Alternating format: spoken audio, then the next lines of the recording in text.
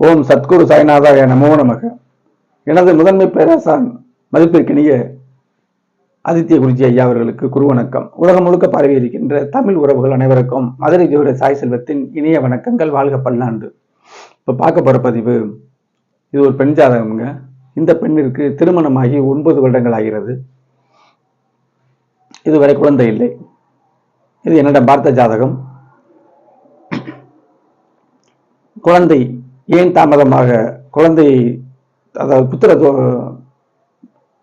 புத்திர தாமதமாக ஆவதற்கு என்ன காரணம் அங்கிறதை விளக்குறேன். எப்ப கிடைக்க போறதுங்கிறதையும் விளக்குறேன். ஒரு ஜாதகத்துல பலன்களை அறிய எனது மேன்மைமிக்க ஆசானவர்களுடைய கிரக பாவக சுபத்துவ பாவத்துவ சூட்சும உள்ள அமைப்புல பாவக சுபத்துவம் முக்கியமான விஷயம்ங்க. பலன் சொல்ல துணை புரியும். இதையெல்லாம் பார்த்து கோல்சாரத்தையும் இணைச்சு, கோல்சாரம் இணைக்கணும் கண்டிப்பா. கோல்சாரம் இல்லைன்னு ஒரு பேராசிரியர் சொல்றாங்க. யாரையும் நம்ம எல்லோருமே, மனிதர்கள் அனைவருமே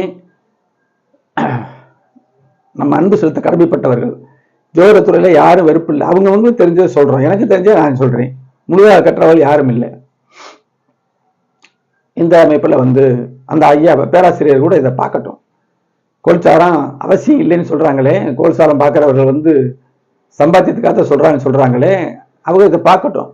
நான் அமைதியான முறையில தான் சொல்றேன், பார்க்கத்தான் சொல்றேன். பார்த்தாலும் சில நுணுக்கங்கள் அவங்களுக்கு புரியும். இப்ப என்னுடைய அஸ்ட்ரோ சாய் செல்வம் அப்படிங்கிற யூடியூப் சேனல்ல 1100க்கும் மேற்பட்ட பயனுள்ள வீடியோக்கள் இருக்குங்க. அவ்வளவுமே கிரக பாவக சுபத்துவ அமைப்புல எடுத்து சொல்லப்பட்ட விஷயங்கள். கல்வி, திருமணம், வேலை வாய்ப்புகள், வெளிநாட்டு வாசம், வேலையா தொழிலா, பிள்ளைகளை பற்றி அறிதல், ஒரு ஜாதகத்தில் தந்தையின் திறன், தாயின் திறன், தாய்மாமனின் திறன், சகோதர அமைப்புகள் எல்லாமே நம்ம பார்க்கலாம். ஜாதகர் எப்படிப்பட்டவர்கிறத உறுதியாக கூறலாம். அவர் எப்போ முன்னேறுவாருங்கிறதையும் கொடுக்கலாம். ஜாதகம் கொடுக்கும்போது தற்போது என்ன சூழ்நிலையில் இருக்கிறாருன்னு பார்க்கலாம்.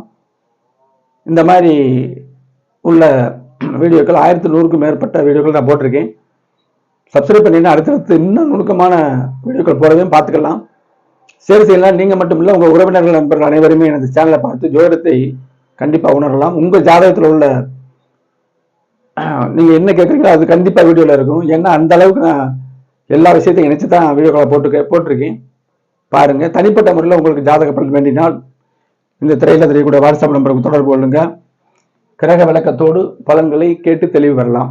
நன்றி. இப்ப வீடியோக்குள்ள போவோங்க.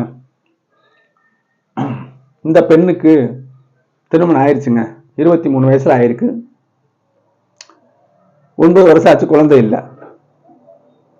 இதை நான் விளக்குறேன். இதுக்கு முன்னாடி ஒரு சிறு கருத்து. பொருத்தம் பார்க்க வரும் பொழுது நானா இருந்தாலும் என் பிள்ளைக்கே நான் பார்த்தாலும் பாசிட்டிவா தான் நினைப்போம். எல்லாரும் மனிதர்கள் தானே. நல்லபடியா கல்யாணம் பண்ணி கொடுக்கணும், நல்ல மாப்பிள்ளை வரணும், குழந்தை பாக்கியம் சீக்கிரமே கிடைக்கணும், பணம் போடு நல்லா சம்பாதிக்க பண்ணணும், வீடு வாசல் நல்லபடியா இருக்கணும், லக்ஸரியாக நல்ல வாகனத்துல போகணும், எல்லாமே அவங்களுக்கு விருப்பம் தான். இதுதான் கண்ணதாசன் சொல்லுவாரு, மனிதனுடைய எண்ணங்களை கிரகங்கள் நெறிப்படுத்துகிறது, வகைப்படுத்துகிறது சொல்லுவார். அற்புதமான, ஜோதிடரே சொல்லாத ஒரு ஞான கவியரசர் கண்ணதாசன் சொன்ன வரிகள். இந்த வரிகள் மனசுல அப்படியே அற்புதமா மனசுல நிறைஞ்சிருக்கு. உண்மைதான். அப்ப நான் திருமண பொருத்தம் பார்க்கும் பொழுது கண்டிப்பா 10 பொருத்தத்தை தூக்கி போடுங்க. அதை பத்தி பேசவே போறதில்லை. அனுகூல பொருத்தத்துல திருமணம் எப்ப நடக்குங்கிறது, எந்த குறையும் இல்லை, எப்ப நடக்குங்கிறது வேற, அதை சொல்லிடலாம்.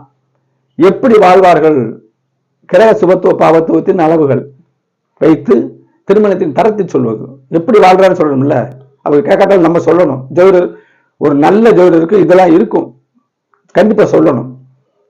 அந்த அமைப்புல இந்த பொருத்தத்துக்கு வந்திருந்தா கூட கணவன் ஜாதகத்தையும் முதல்ல 2 பேருடைய ஜாதகத்துல திறனை பார்த்துக்கிட்டு குடும்பம் வருமானம் நல்லபடியா போவாங்களா, இல்லறம் இருக்கா, புத்திர பாக்கியம் கிடைக்குமா, சந்தோஷங்கள் இருக்குமா அப்படிங்கலாம் பார்த்து வச்சுட்டு குழந்தை பாக்கியம் இருக்குன்னு சொல்றது பெரிய விஷயம் இல்லை. எப்ப கிடைக்கும்னு பார்க்கணும். இதுல லேட்டா கிடைக்கும்னா அதுல லேட்டா தான் இருக்கும். ஒரு சீக்கிரமே குழந்தை பிறக்கிற ஜாதகத்தை லேட்டான ஜாதகத்தை இணைக்க முடியாது, சேராது. இதுதான் முக்கியமான பாயிண்ட். இப்ப இதுல பார்த்தோன்னே நான் சொல்லியிருப்பேன் தாமதம் ஆகும் அப்படின்னு. சரி, ஏன் தாமதம் ஆகுது அதை பார்ப்போம். இப்ப முக்கியமான அமைப்பை மட்டும் குழந்தை பாக்கியத்துக்கு நான் சொல்றேன்ல, எந்த ஒரு விஷயத்துக்கு பாவகம், பாவகாதிபதி, காரகம்.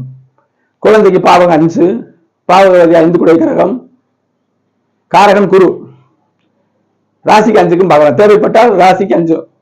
லக்கணத்துல சரியில்லைன்னா ராசிக்கு பார்த்தோம்னாலும், ராசியை பார்க்க மாட்டோம்னா பலன் நடக்கும், நம்ம ஏமாந்துருவோம்.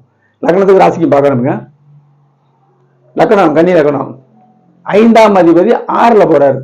இந்த இடத்துல 6ல சனி இருக்கு, நோய் இல்லைன்னு நம்ம எடுத்தாலும் 5 கூட 6ல மறைகிறாருல்ல, 6, 8, 12 மறைவு ஸ்தானம் தானே, வேற என்ன இருக்குதுல்ல சொல்றதுக்கு.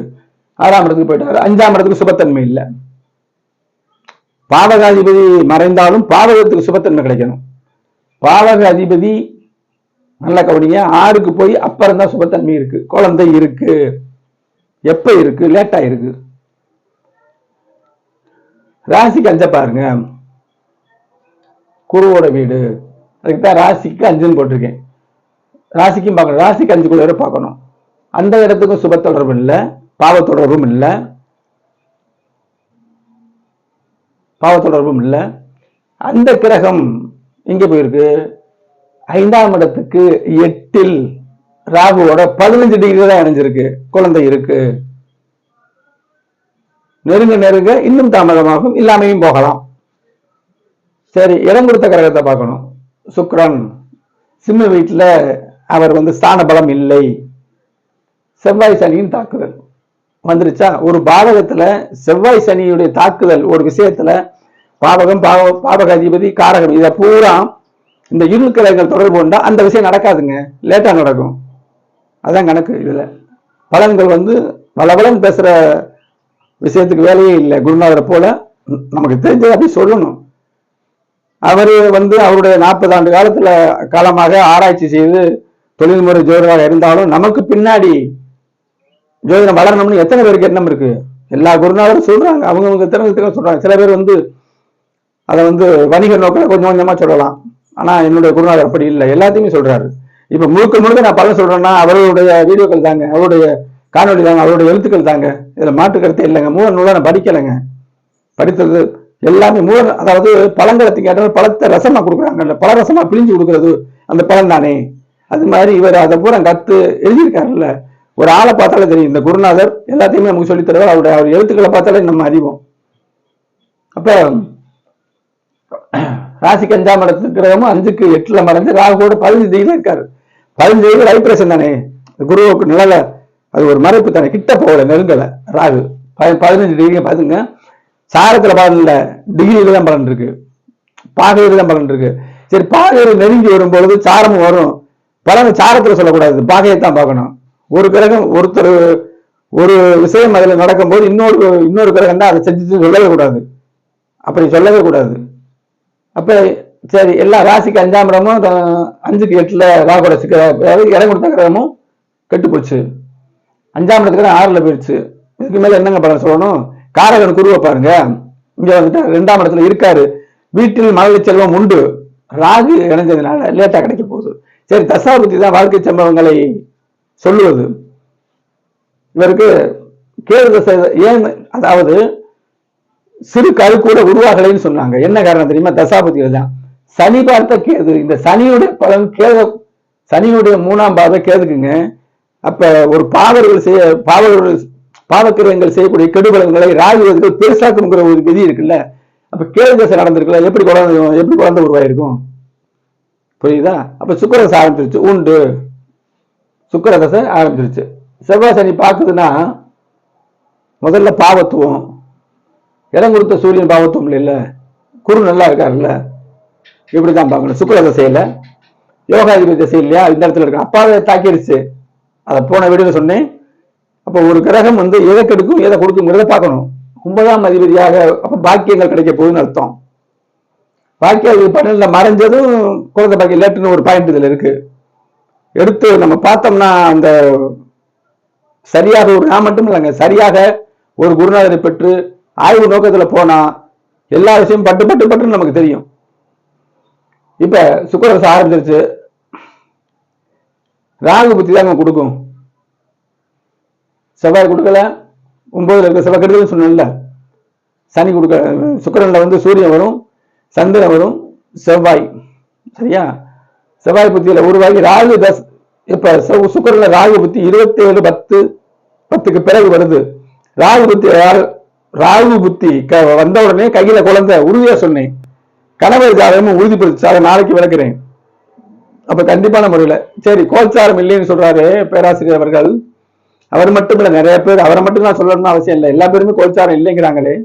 கோல்சார பலன்கள் கண்டிப்பா உண்டு. கோல்சாரம் சொல்றவங்க அப்புறம் மடைவருங்கிறாங்க, அப்படிலாம் கிடையவே கிடையாது. கோல்சாரம் உண்டு, உணர்ந்தவங்களுக்கு தெரியும். ஏற்கனவே ஒளி இல்லாத ஜாதகங்களுக்கு, நடுத்தரமான ஜாதகங்களுக்கு, கிரகங்கள் செய்ய நினைச்சிட்டு திணற ஜாதகங்களுக்கு ஒரு கிரகம் பூஸ்ட் பண்ணுதுங்க. இது உண்மை. இதெல்லாம் எத்தனை பேருக்கு புரியுது?